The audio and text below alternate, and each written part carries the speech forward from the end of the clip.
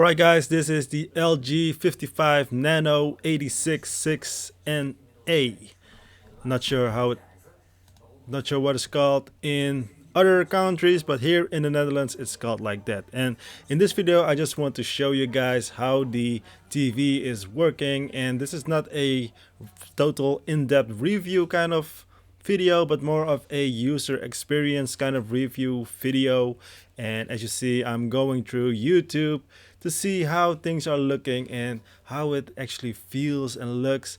And and overall, the image quality coming out of this TV is really decent. It's not the best. It's not like an LG OLED. I've been using the OLED TV as well, the OLED C10 or CX.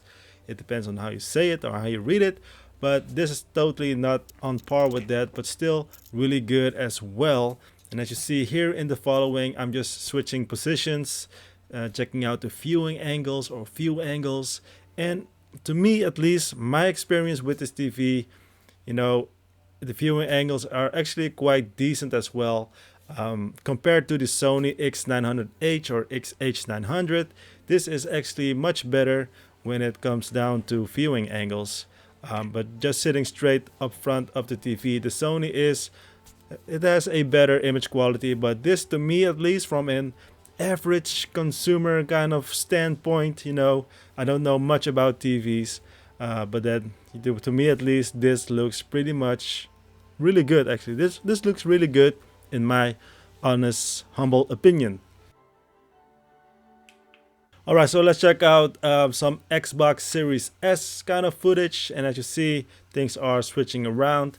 It's not the fastest processor, it's not the fastest way of changing things compared to the other TVs, but to me at least, it works perfectly fine. But just to give you some kind of expectations, when you buy this TV, don't expect that this TV just switches around really fast. It has some kind of lag in it, but but it still works, so that's the most important thing. Does it work? Answer is yes.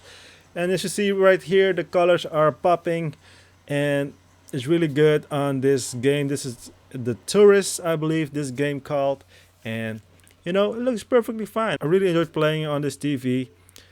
Switching now to Forza Horizon 4. I think this is the best looking game for now, at least the one that I've been playing, at least. And I'm gonna show you the image right now, and as you see, it looks perfectly fine as well. The way it plays, the way it renders and stuff like that, it's really good. I really enjoyed playing this game. I really enjoyed watching the content on this TV. I'm just enjoying myself, I guess, when it comes down to this TV and how it just performs.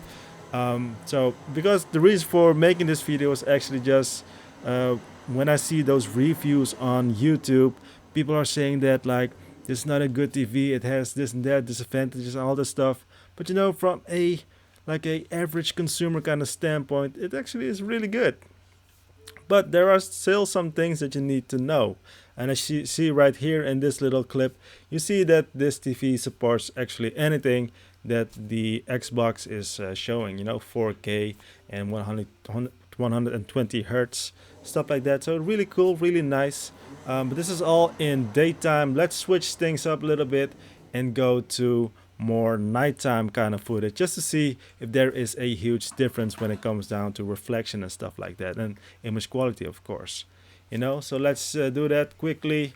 This is at nighttime, and as you see right here, when things are black, like real black, you do see that the screen is not nicely black. And this is also a little bit of an exaggeration because of the way that I set up my camera.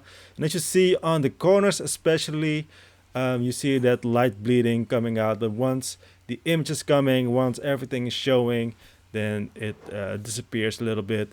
You can still see it a little bit, but when you're watching things like a full widescreen, such as the image what you see right here, you don't see that light bleeding stuff coming out, especially when you play games on it as well. You don't see it at all.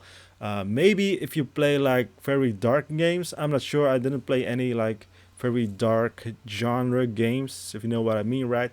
But I think just in overall usage, on average kind of usage, is actually really good. So my honest opinion for now, for using this TV for the last couple of days, it works perfectly fine for me. The price is also quite decent. This is the 55 inch, comes around 1,000 euros here in the Netherlands, and I believe in the US and everywhere else is also roughly the same price. So yeah, you cannot go really wrong with this TV. You do have to change the settings and stuff to get the best image quality out of it. But other than that, man, it's a good TV.